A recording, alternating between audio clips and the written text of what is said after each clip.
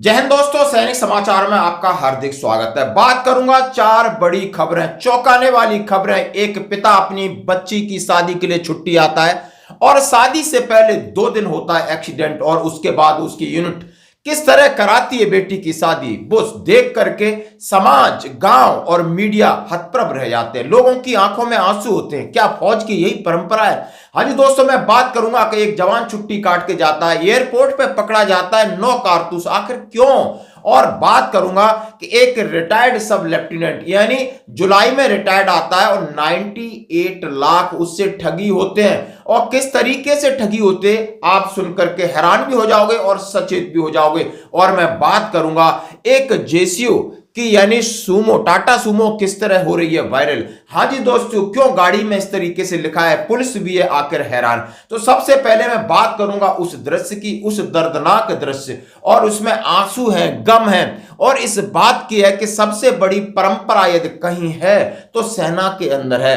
सेना के अंदर भाईचारे से जीते, सेना के अंदर दिल से जीते। बात है दोस्तों मथुरा की। मथुरा के माठ थाना के अंदर हवलदार देवेंद्र सिंह 20 जाट रेजिमेंट छुट्टी आते हैं। 7 दिसंबर को उनकी बेटी की शादी थी, गार्डन बुक हो गया था, खरीदारी चल रही थी और देवेंद्र सिंह अपनी गाड़ी लेकर के किसी के साथ सामान खरीदने के लिए मैरिज होम की तरफ जा रहे थे और रास्ते में किसी ट्रॉली से उनका एक्सीडेंट और टकराव होता है और जहां उसी दिन उनकी मृत्यु हो जाती है। आप समझिए, जिसकी बेटी की शादी 7 दिसंबर को हो और 5 को यह हादसा हो, आखिर बेटी के दिल पे क्या बीतेगी, लोगों के ऊपर क्या दिल पे बीतेगी। जैसे ही खबर मिलती है और रोना धोना शुरू होता है। बेटी बिल्कुल चीख चीख के रो रही है। गांव वाले, परिवार, रिश्तेदारों को समझ में नहीं आ रही। उधर मैरिज हॉल में तैयारी चल रही है, सारी चीजें बुक हैं यार। और बात यहां की नहीं है, बात लड़के वालों को भी उनको बताया गया, लेकिन साथ में जब यूनिट को इन्फॉर्म किया तो यूनिट से एक देवदूत बनकर उनके दोस्त और सीओ आते हैं। यानी कमांडिंग अफसर ने बड़ा इनिशिएटिव लिया, वहां पर जवान भेजे और कहा कि नहीं, बच्ची की शादी कराइए। बच्ची मान नहीं रही थी, फिर भी फौजी आते हैं और वहां पर शादी को संपन्न कराते, कन्यादान करते हैं उसका। और उसमें वो ये सारी परंपरा को देखकर सब लोग हतप्रभ रह जाते हैं। मीडिया भी वहां पहुंचता है हमारे को स्पेस देने के लिए और लोग कहते हैं, लोगों की आंखों में तो आंसू थे कि ये समय कैसा था और ये समय में सेना ने किस तरह सहायता की। न कोई रिश्तेदार, न कोई नातेदार, सब दूर से देखते रहे, लेकिन सैनिक आए, उनके दोस्त आए, जितनी जरूरत थी उतना उनकी कंपनी के, बटालियन के लोग आए और विदा कराया बच्ची को और बिल्कुल चले गए दोस्तों। तो ये है सेना की परंपरा, कितनी खूबसूरत परंपरा है। शायद इस परंपरा को आपने भी जिया होगा। भले लोग यहाँ कितने प्रैक्टिकल है, लेकिन सेना में हम एक गिलास में खाते हैं, एक गिलास में पी भी लेते हैं, साथ खाना खाते हैं, पीते हैं।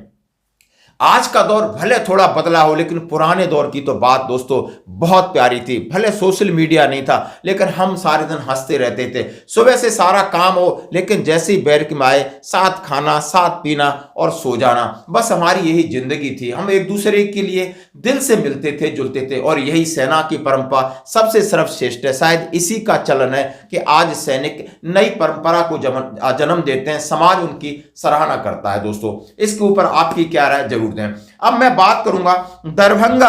हाँ जी दोस्तों, दरभंगा एयरपोर्ट पर एक सेना का जवान 9 कारतूस लेके गिरफ्तार हुआ। वो जा रहा था जम्मू कश्मीर में, उसकी पोस्टिंग थी।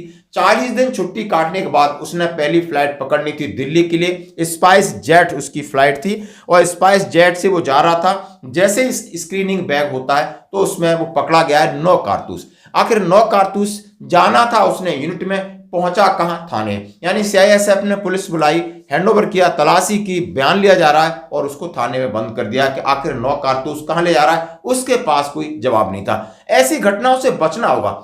हम समझ सकते हो, आप समझ सकते हो वो कहां ले जा रहा होगा। पक्का कहीं ना कहीं इसका मिस यूज हुआ होगा, पक्का कहीं ना कहीं उससे अमनीशन की कहीं हेरा फेरी होगी, किसी पूर्ति के लिए ले जा रहा होगा।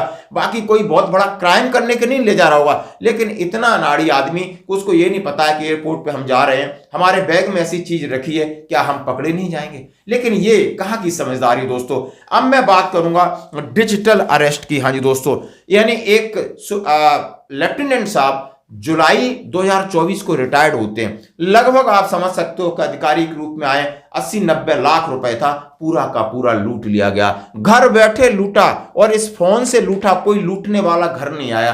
और किस तरीके से लूटा कि आप सुनकर आपके पैरों की जमीन खिसक जाएगी। हाँ जी दोस्तों, वाराणसी रिटायर्ड सब लेफ्टिनेंट को 22 दिन डिजिटल अरेस्ट कर 98 लाख रुपए ठगे।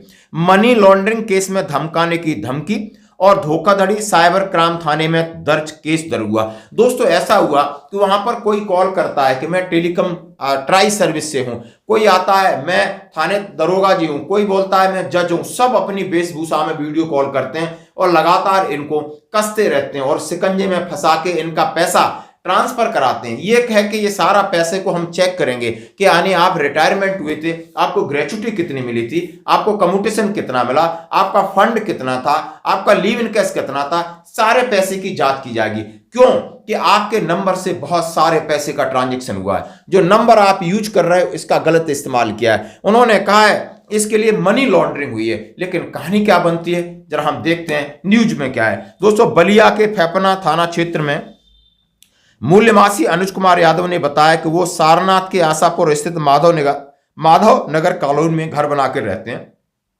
भारतीय जल सेना में ऑनरी सब लेफ्टिनेंट पद से 31 जुलाई 2024 को सेवानिवृत्त हुए। 11 नवंबर से 3 दिसंबर तक उनके साथ साइबर अपराध की घटना हुई। उन्होंने बताया कि 11 नवंबर को सुबह 11 बजे अनजान नंबर से कॉल आई।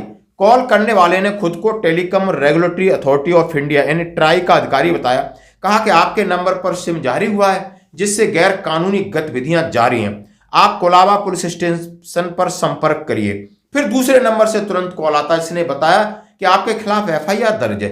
इस केस की विवेचना के लिए अधिकारी विजय खन्ना के मोबाइल पर आपका एफआईआर नंबर व्हाट्सएप करिए और उन्होंने आपसे संपर्क करेंगे। मैसेज भेजने पर वहां लोग विवेचना अधिकारी और चीफ जस्टिस डीवाई चंद्रचूड़ बनकर व्हाट्सएप ऐप के अलग अलग मैसेज, ऑडियो, वीडियो कॉल सुनाकर या डराते रहे, बताते रहे कि आपका नाम Naresh Goyal money laundering case में आया है, जहां पर आपके बैंक खाते से सीबीआई चीफ आकाश फुलेरी बनकर व्हाट्सएप के विभिन्न नंबरों पर माध्यम से डराया गया। और उसके बाद बोला मैं आपके पैसे की पूरी जांच होगी, आप इस अकाउंट में पैसा भेजिए और जांच में यदि आप निर्दोष पाए गए पैसा वापस आएगा। देखिए दोस्तों कितनी बड़ी विडंबना है। सीबीआई अधिकारी बन करके व्हाट्सएप बात हो रही है, जज बन के बात हो रही है, यानी सीबीआई बन के बात हो रही है और सारे चीज लोग किस तरह शिकंजा कस के अलग अलग ऐपों पर बात हो रही है। यानी इस तरह बड़ा स्कैम होता है। रिटायरमेंट की पूरी रकम, एफडी, सब कुछ उन्होंने उनके 98 लाख रुपए उन्होंने उनके हवाले कर दिए। उन्होंने कहा कि नेशनल सिक्योरिटी का मामला है, यदि अगर आप आत्महत्या कर लेंगे या किसी को इसके बारे में बताएंगे तो उस व्यक्ति से हम पैसा वसूल नहीं कर पाएंगे। और ये भी डराया कि न तो आप आत्महत्या कर सकते हो ना आप किसी को बता सकते हो। और ये मामला चलता रहा और जब बाद में पता चला कि उनके साथ बड़ी ठगी हुई है तो उनके पास क्या रह जाता है ये आप सोच सकते हो। तो इस तरीके के मामले सामने आते हैं तो बचना होगा कि किसी भी कॉल से, किसी भी डरावने मैसेज से। माननीय प्रधानमंत्री जी ने डिजिटल अरेस्ट की बात कही। जब कोई आता है तो पहले ठहरो, सुनो, फिर सोचो और फिर करो। और इसके लिए उन्होंने एक नंबर भी जारी किया है, शायद आपने साइबर क्राइम का नंबर है वो मैं नीचे आपके साथ जरूर शेयर करूंगा, जरा आप देखिए। 1930 नेशनल साइबर क्राइम हेल्पलाइन है, 1930। अपने मोबाइल पर यह नंबर सेव करके प्लीज रख लीजिए। अब मैं अंत में बात करूंगा, एक टाटा सूमो हो या बोलेरो बड़ी क्या बोलते हैं वायरल हो रही है, जिसपे लिखा है JCO junior commission officer RJ02 UB4540। जबरदस्त हो रही है, यानी पुलिस भी देख के हैरान है कि इतनी बड़ी नेम प्लेट लगी, जेसीओ अफसर भी लिखा है। आखिर ये है कौन? डंडे झंडे के साथ चल रही है, बिना रोक टोके। जमीन पे चल रही है नहीं चल रही, लेकिन व्हाट्सएप और सोशल मीडिया पे बुरी तरह दौड़ रही है। इसके साथ एक और गाड़ी है, कौन सी गाड़ी? इस पे लिखा है एक्स लंगर कमांडर, क्वार्टर गार्ड कमांडर। हाँ जी दोस्तों, बड़ा बड़ा तकमे लगे, एक्स लंगर कमांडर, क्वार्टर गार्ड कमांडर, और लिखा है मिसल पायलट गोल्ड मेडलिस्ट। यानी लोग इस तरीके से अपनी गाड़ी में लगाते हैं। शायद फौजियों को तो पता है कि आखिर ये है क्या। दोस्तों आज की खबरों में इतना ही, बने रहिए हमारे साथ, धन्यवाद।